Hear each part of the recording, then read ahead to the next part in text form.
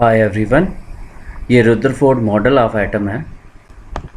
Structure of atoms का lecture 6। I am Arun Raina. तो ये आ गया आपका सिलेबस। इसमें हमने डिस्कवरी फंडामेंटल पार्टिकल्स के atomic number, mass number, isotopes, isobars पढ़ लिया। अब हम अर्लियर मॉडल्स ऑफ एटम्स पढ़ रहे हैं। तो फर्स्ट आ जाता है रुदरफोर्ड मॉडल ऑफ एटम। तो रुदरफोर्ड मॉडल ऑफ एटम क्या है? ये रुदरफोर्ड अल्फ़ा रे स्कैटरिंग एक्सपेरिमेंट के ऊपर बेस्ड है। 1911 में रुदरफोर्ड ने दिया था। इसके अकॉर्डिंगली एटम कंसिस्ट है पॉजिटिवली चार्ज सेंट्रल कोर का, जहाँ पे पूरे का पूरा मास एटम का कंसंट्रेट हो रहा है। एटम में होता क्या है आपको पता है? प्रोटॉन होते हैं न्यूक्लियस में, न्यूट्रॉन होते हैं, इलेक्ट्रॉन होते हैं। तो लेकिन इलेक्ट्रॉन का तो मास नेग्लिजिबल होता है, ठीक है। तो इसलिए टोटल मास कहाँ पे कंसंट्रेटेड है? न्यूक्लियस के अंदर ही सारे का सारा मास कंसंट्रेटेड है। और इलेक्ट्रॉन रिवॉल्व करते हैं around the nucleus in extra nuclear part में। इसने कहा कि इलेक्ट्रॉन रिवॉल्व करते हैं around the nucleus in extra nuclear part. Size जो न्यूक्लियस का है, size of nucleus, size of nucleus जो है वो 10⁻⁻14 से लेके 10⁻⁻15 मीटर की रेंज में है। और size of atom, size of atom जो है वो 10⁻⁻10 मीटर है। मतलब 10,000 times atom is somewhat 10,000 times greater than nucleus. ठीक है, क्लियर? तो जो रेडियस ऑफ न्यूक्लियस है, रेडियस, ये फार्मूला रखना याद। रेडियस ऑफ न्यूक्लियस जो है ये बराबर है r0a⁻1/3, वेयर r0 की वैल्यू क्या है? r0 की वैल्यू है 1.3 फर्मी। फर्मी कितना होता है? 10⁻⁻15 मीटर होता है। 1 फर्मी इक्वल टू 10⁻⁻15 मीटर। तो रुदरफोर्ड मॉडल ऑफ एटम में क्या बताता है? 1911 में रुदरफोर्ड ने दिया, बेस्ड है रुदरफोर्ड अल्फा रे स्कैटरिंग एक्सपेरिमेंट। ये कहता है कि टोटल मास जो एटम का है वो कंसंट्रेट हो रहा है कहाँ पे? न्यूक्लियस में, ठीक है। और न्यूक्लियस सेंट्रल कोर है और इलेक्ट्रॉन रिवॉल्व करते हैं around the nucleus. Size of nucleus 10⁻⁻14 15 order का, और साइज ऑफ एटम 10⁻⁻10 मीटर का है। तो और ये है फार्मूला रेडियस ऑफ, अगर आपको न्यूक्लियस निकालना हो तो r equal to r0/a⁻1/3। r0 की वैल्यू है 1.3 Fermi.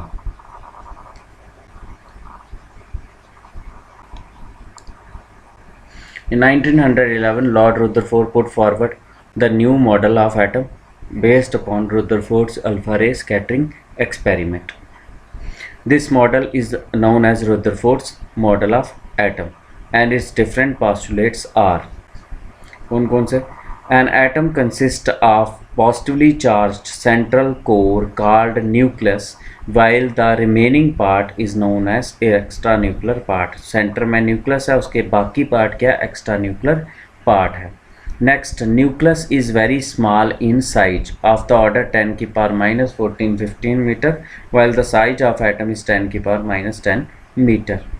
Next, whole mass of atom is concentrated in the nucleus because electrons have negligible mass. Electron revolve करते हैं अराउंड द न्यूक्लियस, जैसे प्लैनेट्स रिवॉल्व करते हैं अराउंड द सन, इसलिए इसको planetary model of atom भी कहते हैं। एन एटम इज न्यूट्रल, और क्या न्यूट्रल है? क्यों? An atom is neutral because the positive charge carried by the nucleus is equal to the total negative charge carried by electron. मतलब nucleus का charge बराबर होता है इलेक्ट्रॉन के चार्ज के बराबर। An atom is neutral because the positive charge of the nucleus is equal to the negative charge of all the electrons. Next, electrons are revolving around the nucleus in extranuclear part. This model is also known as planetary model of atom, because just as in solar system the planets are revolving around the sun, here electrons are around the nucleus.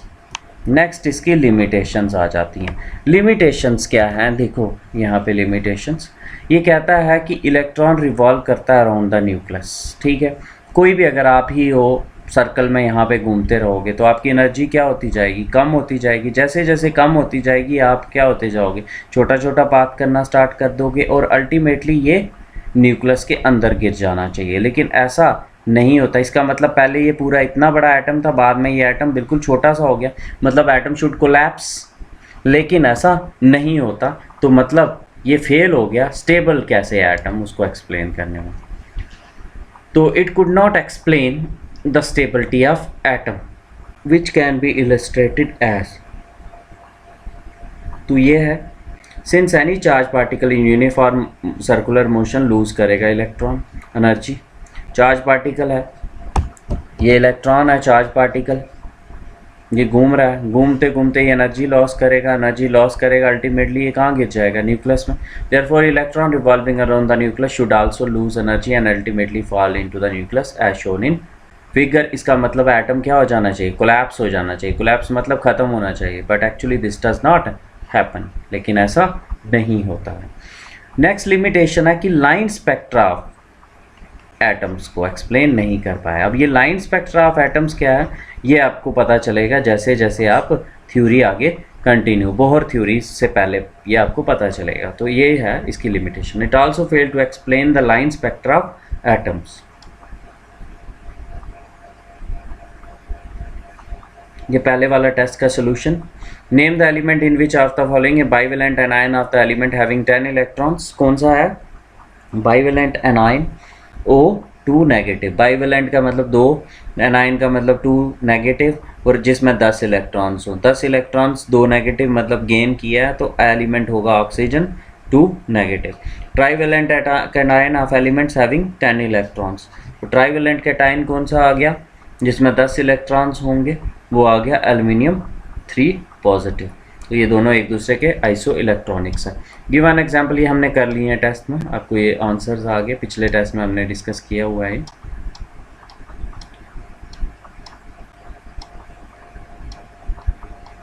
Next आज का test, the approximate size of nucleus. कितना size होगा nucleus का, तो nucleus का size होता है R equal to R0 A की पावर 1/3। A क्या है, मास नंबर, तो देयरफॉर R किसके बराबर आ जाएगा, R0 होता है 1.3 Fermi.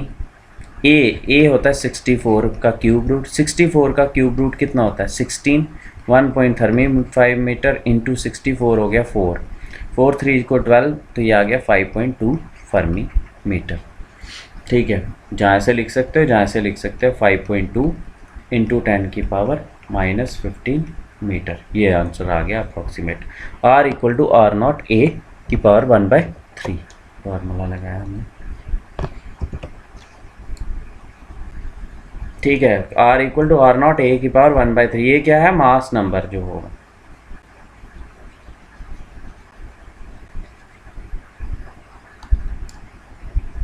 Next, how many nucleons are present in an atom of nobelium. How many electrons are present in the atom, how many nucleons are considered as neutrons. Nucleons क्या होते हैं, nucleons protons and neutrons को इकट्ठे हम कहते हैं nucleons, जो nucleus में प्रेजेंट हो, और कोलेक्टिवली नोन एज न्यूक्लियॉन्स, क्योंकि दोनों न्यूक्लियस में होते हैं, और कोलेक्टिवली नोन एज न्यूक्लियॉन्स। ठीक है, प्रोटॉन प्लस न्यूट्रॉन, तो वो कितने होंगे, न्यूक्लियॉन्स कितने होंगे, जो ऊपर होता है मास नंबर वही सम होता है प्रोटॉन और उसका 254। प्रोटॉन और neutrons, what is mass number, mass number is the sum of protons and sum of number of protons and number of neutrons, तो 254 आ गया nucleon.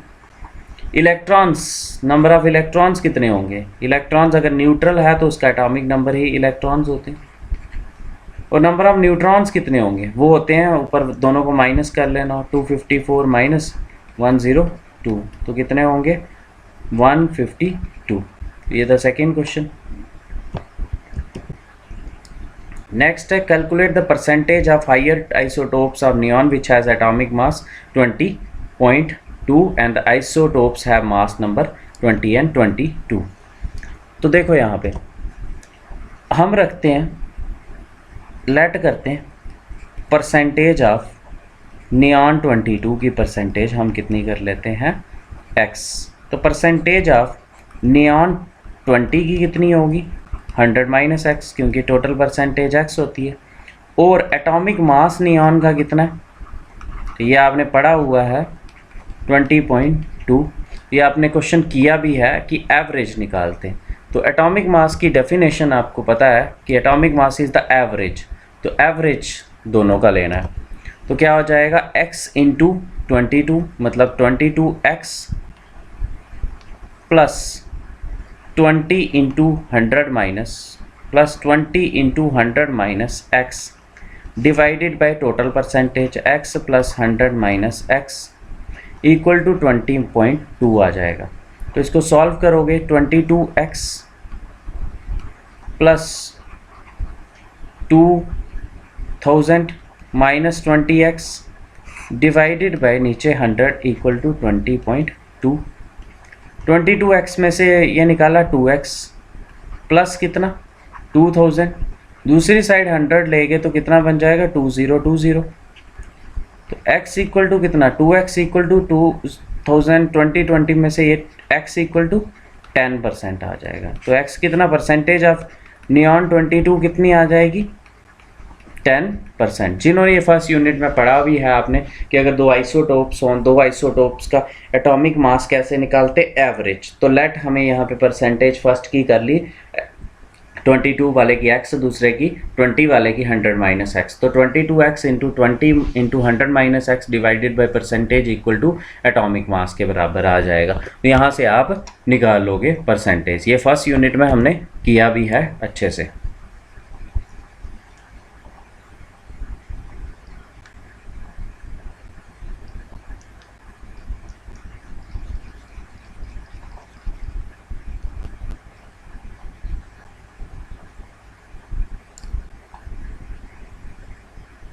Next number of electrons, protons and neutrons in a species are equal to. Number of electrons हैं 18, number of protons हैं 16, number of neutrons हैं 16। इसका atomic number कितना होगा number of protons के बराबर 16। मास नंबर ए कितना होगा number of protons plus neutrons के बराबर 16 प्लस 16 32। प्रोटॉन से नंबर ऑफ प्रोटॉन से पता चल गया 16 नंबर पे कौन सा आता है सल्फर S, ठीक है। और इलेक्ट्रॉन प्रोटॉन अलग अलग है, तो इसका मतलब ये 4 स्पीशी है। कितना चार्ज गेन किए हैं 18 माइनस 6, 2 नेगेटिव चार्ज आ जाएगा सल्फर। तो सल्फर 16 32 और 2 नेगेटिव। चार्ज कैसे निकालेंगे, एक मिनट ये मैं आपको बताता हूँ। चार्ज कैसे निकालोगे आप, चार्ज निकल जाएगा आपका प्रोटॉन माइनस इलेक्ट्रॉन, चार्ज निकल जाएगा आपका प्रोटॉन माइनस इलेक्ट्रॉन। तो वो कितना आ रहा है 16 माइनस 18 माइनस 2, ठीक है क्लियर। तो ये था कंप्लीट क्वेश्चन। इलेक्ट्रॉन 18 दिए हैं, प्रोटॉन 16, न्यूट्रॉन। यहाँ से ही आपको पता चल गया थोड़े ज़्यादा है, 2 इलेक्ट्रॉन ज़्यादा है, इसका मतलब नेगेटिव चार्ज है -2। 16 से पता चल गया ये 16 नंबर पे कौन सा एलिमेंट आता है पता है आपको, ये याद भी करना है। अब हमने पीरियोडिक टेबल याद करना है। पीरियोडिक टेबल पीरियड 1 में सिर्फ 2 ही एलिमेंट्स आते हैं ही। पीरियड 2 में 8 एलिमेंट्स आते हैं ली बी ब क न ओ फ नी। पीरियड 3 इसमें भी 8 ही एलिमेंट्स आते हैं ना मग अल सी प स कल अर। तो ये सल्फर 16th नंबर पे आ रहा है ना, तो ये आ गया इससे एटॉमिक नंबर। तो आपने याद रखना है, इसको प्रिपेयर करना है, नेक्स्ट टाइम टेस्ट होगा। ही ली बी बकनॉफनी नाम गलसी पस्कलर। पीरियड 4 भी करेंगे हम, इसी तरह से आपको पूरा पीरियोडिक टेबल आ जाएगा। भूल जाता हूँ मैं डेली पीरियोडिक टेबल आपको सिखाने का, अब याद करवाना, ये बहुत इंपॉर्टेंट है इस चैप्टर में। ही ली बी बकनॉफनी नाम गलसी पस्कल अर। Isotones differ in terms of, isotone में क्या डिफरेंट होता है, एटॉमिक नंबर उनका डिफरेंट होता है। जैसे 6C14 ही ले लेते और 7N15, तो एटॉमिक नंबर डिफरेंट होता है। मास नंबर भी डिफरेंट होता है, लेकिन आइडेंटिकल क्या होते हैं, नंबर ऑफ न्यूट्रॉन्स सेम होते हैं।